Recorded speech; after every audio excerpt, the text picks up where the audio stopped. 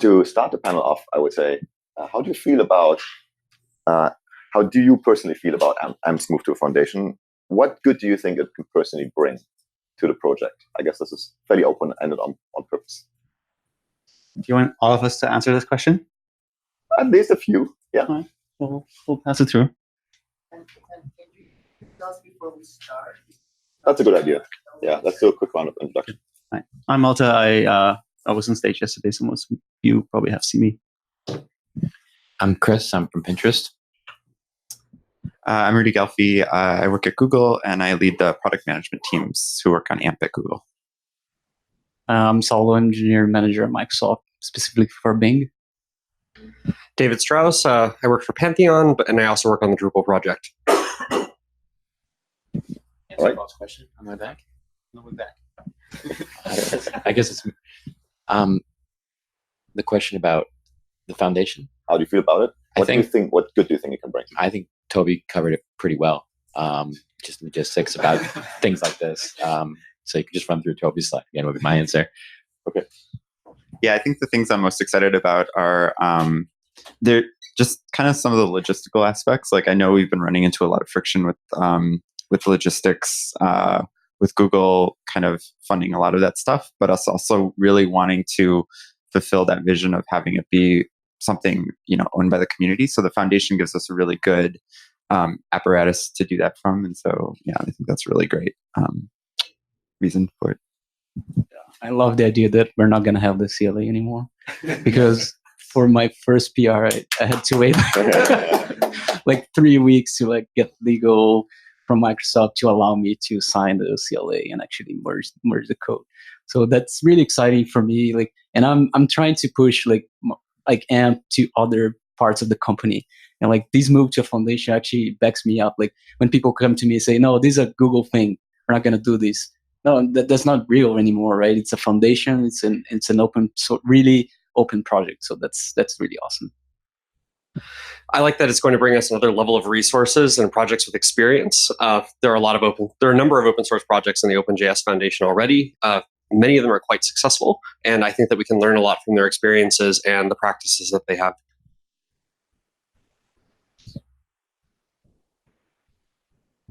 I also wanted to mention getting rid of the CLA. Okay, yeah. I guess it's not a given, but I think so.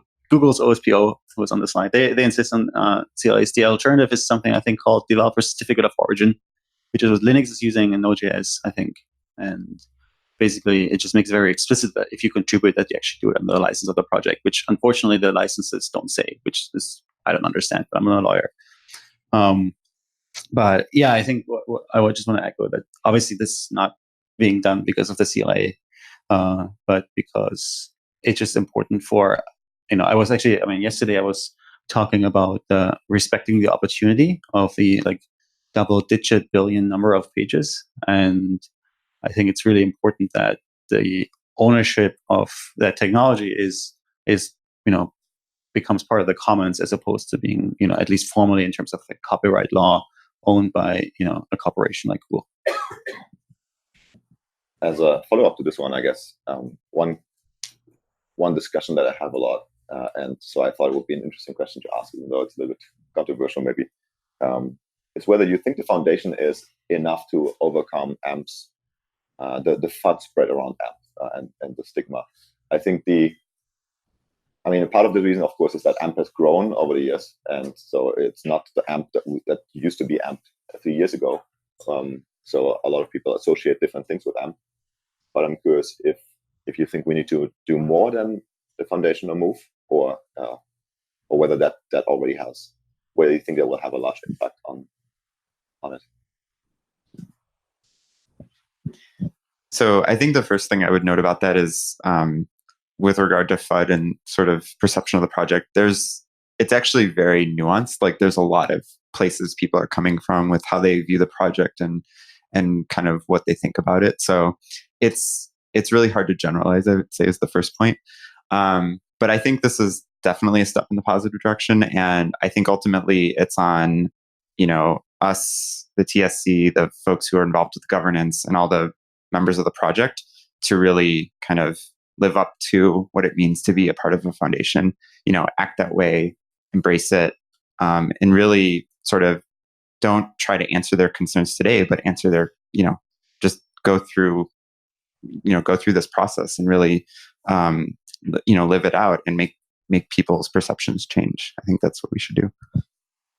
Yeah, I don't think it's enough just to be a member of an open foundation. You really need to embrace it and act in the spirit of the open foundation, and address the sources of the FUD in an open process, and engage the community.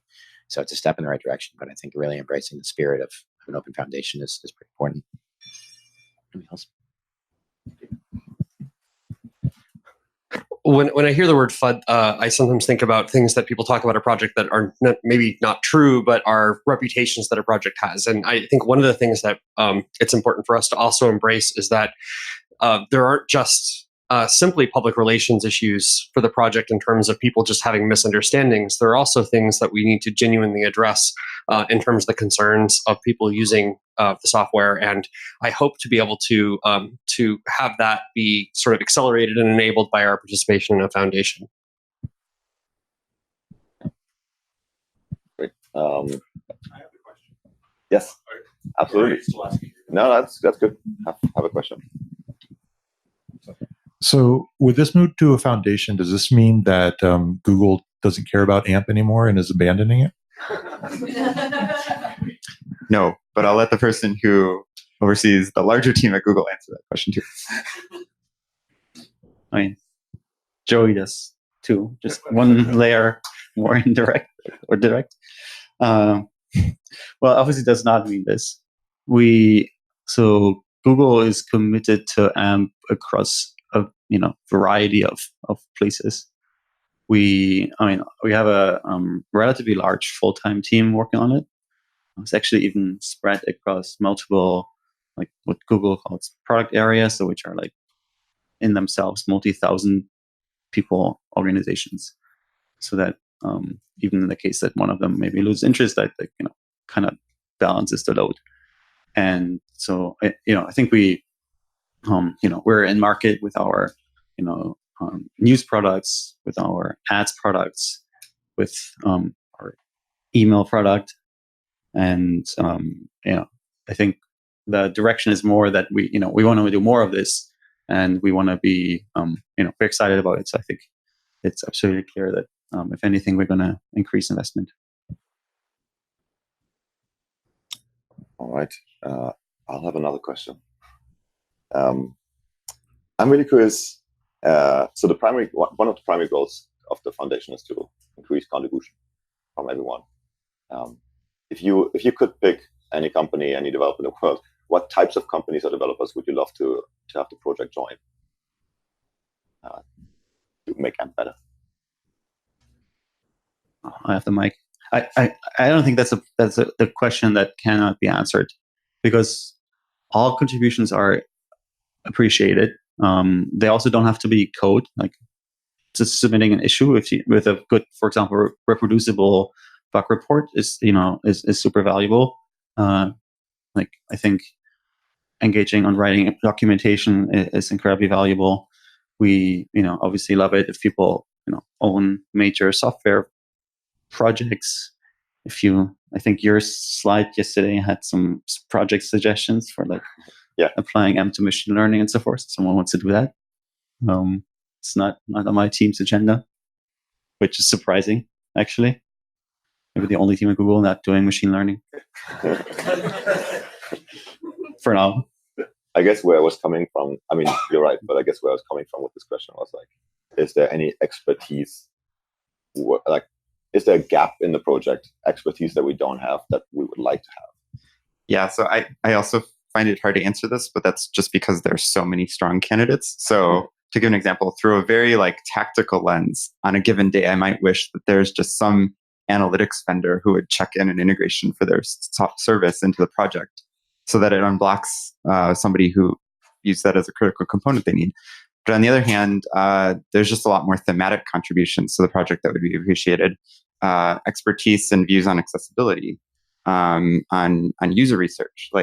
This runs the gamut. So I think that all of these contributions are appreciated, and perhaps with a foundation, maybe more people will be comfortable to contribute those ideas into the project more so than they would have been under the previous model. I think the React community could be a valuable addition, especially like React and Preact, of course.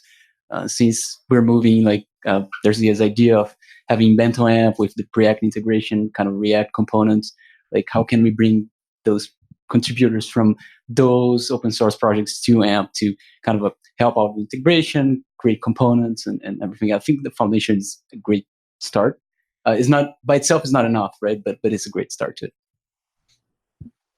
And we had a few conversations about this recently, about the process of contribution. And I think it's important less about the particular contributions or the sources of the contributions, but just going through the motions of having folks outside of Google contribute and understand what the pain points for external contributions are, as opposed to working within the Google process. Because you don't learn what those blind spots and what those roadblocks are until you go through the process a bunch and just figure it out. That's true. I think especially for non-code contributions, we don't have the right processes in place yet. I'd love to create the right processes. Yeah, but even code. I mean, I've contributed to AMP, and parts have been difficult, and I think there's problems we can solve together. But I think the problems that I have are going to be magnified when, Pinterest is smaller than Google, but there's plenty of companies that are smaller than Pinterest that can't support these processes. David. One of the big changes with infrastructure like signed exchanges is there's a much bigger infrastructure component to deploying a sort of comprehensive AMP stack that supports things like signed exchanges. And so I would love to hear more participation from, organizations like CDNs, people who are building on infrastructure, working on DevOps, how the tooling can be best built for the successful deployment of some of these technologies now that the stack gets a little heavier at the origin. So maybe we can open up again for a little bit more questions here in the audience. Perfect. There's a Slido question too. So let's go with this question first and then go to the Slido question. So one of the roles of the TSC is to interact with the working groups and with the AC. And I'm wondering how you feel that kind of information exchange is going. Is that affecting the TSC's thinking about anything? Has anything kind of changed as a result of that? Yeah, I'll kick off and maybe other folks can chime in too. We actually talked about this 2 days ago. So some of the TSC, we've all been traveling in and out of town at various times, but some of the TSC members went to the advisory committee meeting that was being held here with the event. And this was one of the topics we talked about. How can we improve TSC, ASC, AC communication? There have been some things that we've implemented. So at the working group layer, we now have the working groups giving updates as part of the cadence of the design reviews, which I think has been really helpful. I think each working group kind of can come through on a quarterly cadence. And that's actually a good cadence to hear, kind of the roadmap and a retrospective maybe on what's been happening. There's definitely room for improvement, I think. I think across the AC, for instance, we talked more about how to get the AC more talking directly with the working groups, and how can the TSC just maybe have more visibility into what's going on there. And there's just process things to resolve too. How can we have the right amount of visibility? How can we plug in at the right times? There's a lot of different constituencies here, and there's a lot of moving pieces. And so actually keeping track of it all is well beyond the scope of one person or even one of these bodies' ability to do it. And so we need to just think a lot more at that process layer about how we can systemize some of these things to make it better. But it's definitely top of mind and something we've been talking about. And then we have a Slido question. What happens with the CLA when we signed with Google? Does it expire or end? And the past code contributions we already made under the CLA? I do not know the answer to this question. My non-lawyer answer. Okay. That's a good disclaimer.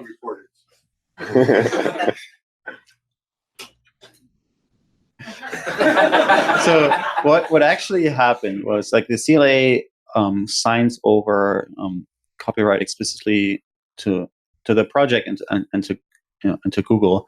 And so as part of the foundation transfer, all these like past actions are going to move on, and then in the future the holder of the copyright of the project for those contributions is the foundation. So basically, I think it's, as a contributor, you don't have to worry about it, as in like all your past work is is being taken forward. Having a CLA, actually, one of the good things about it is it makes a move like this to a foundation relatively simple. So if we didn't have the CLA, there is the potential that we would have to reach out to every single one and say like, are you actually cool with this? And so I think that's basically just the reality. And then but yeah, so having signed the CLA will not, you will, if we decide to go with a new CLA for the foundation, we'd actually have to sign a new one. I think there's strong demand to go through a different process, but so I think that's the rough situation. Okay, just one more came in.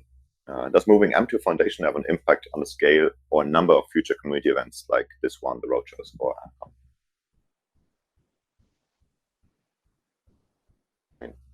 I'll answer it. I think this is something we've discussed. There's a bunch of open questions. I think Toby had on this slide that there's, for example, right now not a way to community-directed contributions. So like the reality is the funding source for these events is Google, and so there isn't a way to say like just give the foundation directed money to use in these. So I think the current plan is just that everything kind of continues at pace, and Google will still be the entity holding these events, and then we were going to migrate them one by one. And I would also differentiate between types of events. So we have 3 events that we're doing. One is the yearly conference, which is the big event, and then there's this, which is obviously just for contributors. And I think maybe this could be move first, but it's also not that expensive to run. And then maybe the conference. The roadshows, I actually don't know, because they're really marketing events that that Google does because it wants to drive adoption of AMP.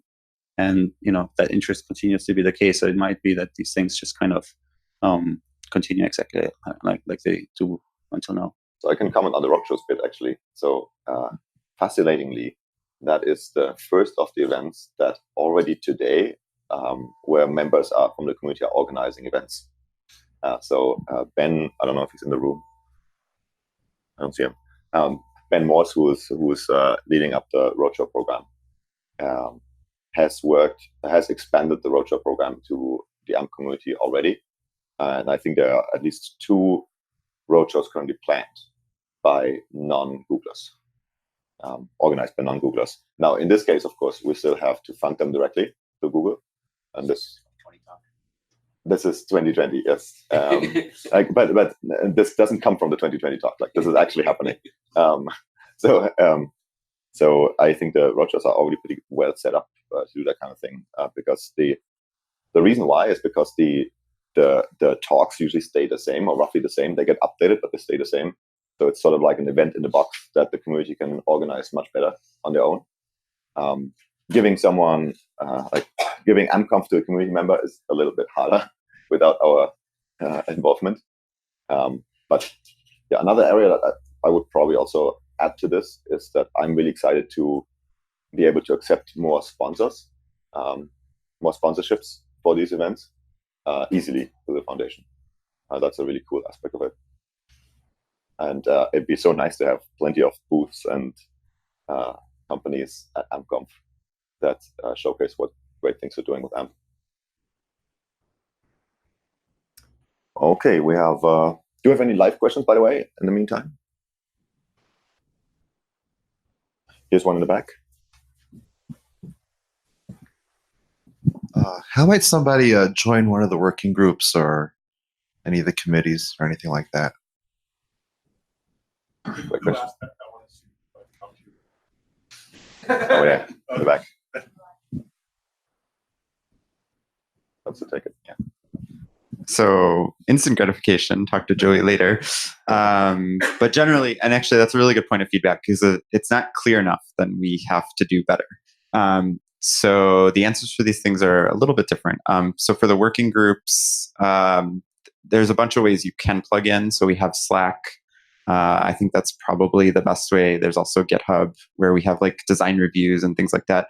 I think this is actually something we talked about with the AC a little bit. I think it was part of the theme of what we were talking about. We have to make some of the sort of the entryways into these processes clearer, because as I was saying, there's a lot of moving pieces. So working groups are meeting. I think, those are meant to be sort of externalized processes. And so working groups are meeting, but it may not be clear like when they're meeting or what they're talking about when. And so some of that stuff has to be clearer, I think. There's design reviews. So those would be like a really good starting place for kind of an entry point. So if you attend one of the design reviews, which are held each week and they rotate through the different time zones, you can come to those and kind of just check out what's going on. Commenting on issues and expressing an interest in talking about something will hopefully trigger a member of that working group or the lead of that working group to come and reach out and tell you like how you can get involved. But yeah, just for general stuff, I would say probably Slack is the best way. Just kind of ping the channel and just ask, express what you want to get involved in. Should I touch on the AC? Let me just give you. Okay. So the URL is go.amp.dev/WG for working group. And that will bring you to the working group page. It lists them all. It links to all of their READMEs that then has what the Slack channel is, what the meetings are, and things like that. Yep. And you were also asking about the AC. So the AC just had elections and extended their membership. So I'm not sure what the cycle is, but you probably have to wait for like a year or so. It's a yearly cycle, but these were midterm. I see. We like elections. Now we want to grow them. We'll have elections with a number of open seats at the end. Right. And so for the TSC, we also want to increase membership. It has kind of fallen a little bit to the side, mostly because we've been focused on the foundation part. I think the process is a little bit different.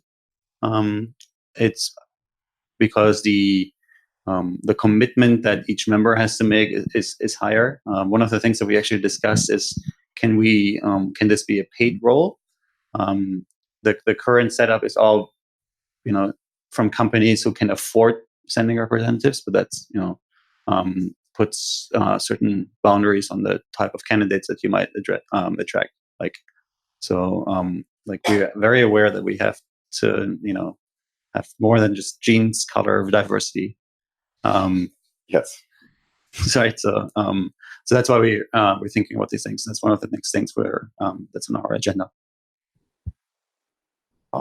Maybe to add just one small thing, we actually on the AMP dev side of things, we have a new page coming out soon that details the working group, all the working groups, and the process of how to join them. So this is actually timely, guys. I guess. Coming soon. Cool. Next question on Slido. Will AMP ever get in other Google developer programs like GDE, GDG, and DSC? I don't even know what DSC is. I know what the other two are. But okay, but I can answer that question if no one else wants. But I think the answer is probably no, and that's by design. We had those discussions with those programs because they brought it up before. I think it makes much more sense to create something similar within the open AMP project and not in an individual company. I mean, I don't know if Microsoft would like create sort of a GDE program for AMP. Probably not, but so that's the way I think about it when I think about Google now. It's like, is this something that Twitter or Microsoft would do? If the answer is no, then I usually don't do it. That's my first instinct. And then I try to create it in a more open way. Next question. How many Googlers are part of the TSC or AC? What is the ratio percentage? It's easy to answer. There's 3 Googlers on the TSC, and the total size is 7. So This is actually designed such that, and we might now be able to change this with the foundation. It was designed such that Google would not have a majority because it's a majority vote based system, but could block governance changes which were on a 60% basis. So that's no longer necessary. On the AC, I think there's one Googler out of 21, and there's one. Yeah. And my company's actually had the business. Yeah, so 4.7%. Very roughly. Okay, so are there any more questions in the room? I have another one otherwise, but yeah, feel free to ask. Yeah, more. Cool. I have a little bit of an open-ended one to all of you. Again, I know you hate those open-ended questions, but I'm still curious. So I did this like talk from the future yesterday. Right? I'm very curious if you think about all the challenges that the web faces in the upcoming years. What are some of the opportunities that AMP is not investing in yet that you think we could invest in? And this is a question to everyone on the panel. I actually have an answer, so I'm going to give the answer, and everyone can think about it. Right. So the thing I'm really worried about is there are markets on the web that don't, or like there are markets that don't have a web. This is maybe overstating it, but where basically the web is extremely small. The experience of using it is very different from how this is in developed markets, and where content creation is dominated inside walled gardens. So that the actual growth rate of the web is actually such that the situation is unlikely to change in the future. And that is, I think, a trend that is not widely recognized, but extremely worrying, because these are like large and important countries that have no perspective of seriously participating with the web. And so this is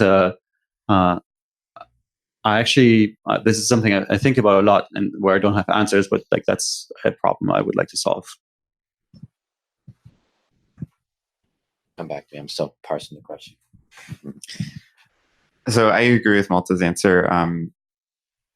So I'm going to take kind of a different track here, actually, and that's to reinforce the value of focusing actually on what we're already invested in. This is something I think about a lot, and so don't think about this as kind of a cop-out. Please take it at face value. I actually think that there's still a lot of work we need to do just on AMP and the tracks we've started down. So I think, stories, for instance, is an investment in thinking about how there's entire populations of people on the planet, and there's entire populations of people correlated with their age mostly, who are used to interacting with content in different ways. And so that project is really thinking about how we can serve their needs as we anticipate their needs really shaping the kind of experiences that will be desired in the future. And I don't think we've solved that yet. I think we need to continue to work on that. There's things like email, which kind of seems random, but I mean, that's really an up-leveling of a technology platform that hasn't really evolved much in many years. And I think we can drive some meaningful impact there. And with regard to core AMP, even, there's, Paul touched on this yesterday, but there's a lot of paired AMP development, and we really think about these days a lot about investing in AMP in the sort of AMP first way. And, I acknowledge that that's not necessarily going to be a suitable solution for everyone today. And so we need to work to understand those things more deeply and evolve AMP to be able to rise to that need. I think one aspect that AMP has never touched, and it's a global problem, is like misinformation. And since AMP has been focused a lot on news, articles, publishers, I think there might be an opportunity there to help because that's a serious issue. It's global. It's not local to the US, not local to Brazil or whatever. It's pretty much happening everywhere. So is there a place that we can use AMP or any other web platforms, frameworks to help address this problem in a global scale? Because if you think about AMP, the scale that AMP has, how can we leverage that to help address this issue? I think that's pretty important for me. I think that personally, it hurts me personally. So that's one issue that I would like to see interesting one. Yeah, maybe a neural machine learning fact checking service that runs on the AMP caches. Who knows, right? But it could actually. Can you imagine a world that Google and Microsoft partnership with some machine learning technologies to do that? It's something that Microsoft is thinking about, Google is thinking about, other platforms are thinking about. How could we unite those technologies? Maybe AMP could be a vehicle. I don't know, but that's me. I think this goes somewhat hand in hand with fighting misinformation, but securing the future of journalism is really important to me. And a lot of the content on AMP is from media organizations, journalists, and we're going through a lot of turmoil in that space right now. And I want AMP to be a good partner in helping secure that future. This means supporting those organizations and their implementations, supporting them in the ways that they can maintain stable revenue models, etc. Yeah, I'll sort of build on David's point. I think one thing AMP could do a better job of is supporting different business models other than ads. Google's, that's their primary business model. So kind of as we reach out beyond Google, reaching out beyond that as a business model. Right. I think we're out of time. Yes, by 3 minutes. We have another question. Okay, let's go for a little bit more. Hi, my name is Christy. I'm an email developer from LendingTree. So we've been playing around with AMP a lot. And so, Rudy, when you mentioned emails, I was just wondering if you had any insight into whether becoming a part of this foundation would help drive or maybe give you guys some influence to help create standards across email. I mean, it's difficult for me to forecast. I actually don't know a ton about the email ecosystem. I think if what? It's a Wild West. I think so far, like the track we're on with AMP is really thinking about solving this at the application layer because we can. I don't know if solving it actually at the standards layer makes a ton of sense, but maybe the foundation will be able to help us with how it's kind of positioned and perceived. Just going back to the earlier question, it's really hard for me to forecast that though, because I don't know enough about how the other actors in the space are thinking about it. I can maybe add a little bit to what's already happening actually. So if who here is an email developer? Right. Just one or two people, right? It's really like we see people comment about M4 email kind of anticipating that it's a similar space as the web, but it's not at all. And just because you can send an HTML email doesn't mean there's standards, because there aren't. So it really, everything in email is super ad hoc. Every client has its own sanitization engine. There is really weird stuff. Like, for example, I learned that you can fingerprint users by using CSS media queries to determine the width of their browser window, right? Which gives you some unique properties. And so Gmail will sanitize out these media queries, and that's completely random. There's like hundreds of these rules, right? And there's no standard for that. There's nothing here is in any way standardized. So the question was basically, can this even be moved forward on a standardization route? And I think the way that working group has chosen to work, which now has 2 clients for M4 email launched, Gmail and Mail.ru, and with Outlook currently being in developer preview, and I think Yahoo Mail also being under development.